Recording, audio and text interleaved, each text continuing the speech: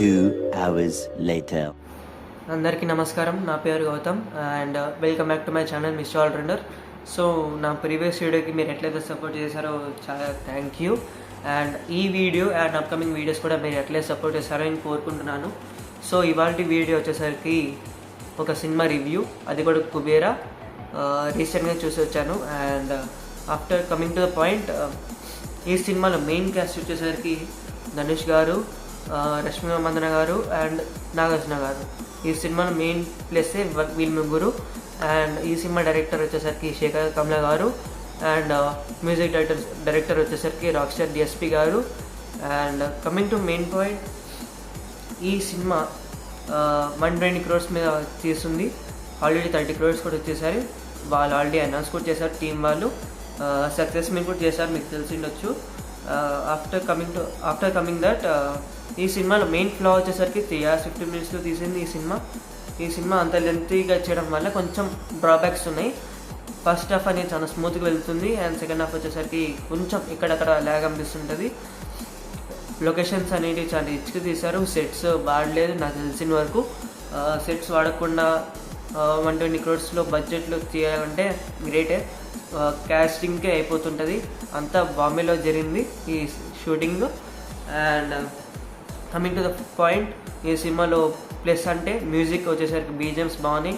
పోయిరామమ్మ చాలా మంచి హిట్ అయింది కదా, సో ఆ పాట బాగా క్లిక్ అయింది. అండ్ ఆఫ్టర్ దట్ సినిమాటోగ్రఫీ, ఈ సినిమాలో లొకేషన్స్ బాగా రిచ్గా తీశారు. సెట్స్ వాళ్ళే మీకు తెలిసినట్టు. అండ్ లొకేషన్స్ మంచిగా తీశారు. యాక్టింగ్ అనేది చాలా బాగుంది. ఇవే ప్లస్ పాయింట్స్ ఈ సినిమాకి. అండ్ ఈ సినిమా జోనర్ వచ్చేసరికి క్రైమ్ థ్రిల్లర్, సోషల్ మీద బేస్ చేసుకొని. అండ్ ఇదే దాని మీద ఫోకస్ చేసుకొని శేఖర్ కమల గారు చాలా మంచిగా చేశారు. శేఖర్ కమల గారు అంటే ఎవరంటే, దాని ప్రీవియస్ మూవీస్ అంటే ఫిదా, లవ్ స్టోరీ, ఎక్సెట్రా. మీకు తెలిసిందే, అక్కినేని వాళ్ళకి ఈ మధ్య హిట్ లేదు. అక్కినేని ఫ్యామిలీ మొత్తానికి మొన్నటి వరకు ఫ్లాప్సే ఉన్నాయి. నాగార్జున గారికి గోస్ట్ సినిమా ఫ్లాపు, దానికంటే ముందు వైల్డ్ డాగ్ ఫ్లాపు, మధ్యలో ఒక్క సినిమా కూడా లేదు. ఇంత గ్యాప్లో తర్వాత ఒక సినిమా మంచిగా టాక్ వస్తుంది. ఈ సినిమా తర్వాత కూడా మంచి టాక్ రావాలని కోరుకుంటున్నాను, ఎందుకంటే టాలీవుడ్ ఫ్యాన్ కాబట్టి ఆబ్వియస్గా టాలీవుడ్ ఎదగాలని కోరుకుంటున్నాను నేను. సో ఈ సినిమా తర్వాత వాళ్ళు కూలీ చేస్తున్నారు నాగార్జున గారు. ఈ సినిమాతో మంచి కంబ్యాక్ ఇస్తున్నారు నా కోరిక. అండ్ అక్కినేని ఫ్యామిలీ వాళ్ళకి మంచి పండుగ, ఎందుకంటే దానికంటే ముందు తండ్రి కూడా వచ్చింది. ఆ సినిమా ఎంత మంచి హిట్ అయినా మీకు కూడా తెలుసు.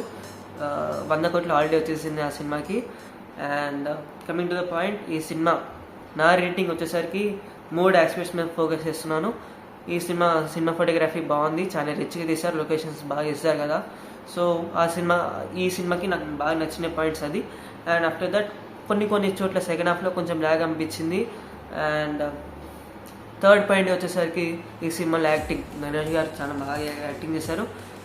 సెకండ్ హాఫ్లో రష్మిక మందన గారు వస్తున్నారు. తనకి చిన్న క్యామియో ఇస్తారు అనుకున్నా కానీ పెద్ద లెంత్ ఇచ్చారు, ఆల్మోస్ట్ 1 hour కూడా ఇచ్చారు.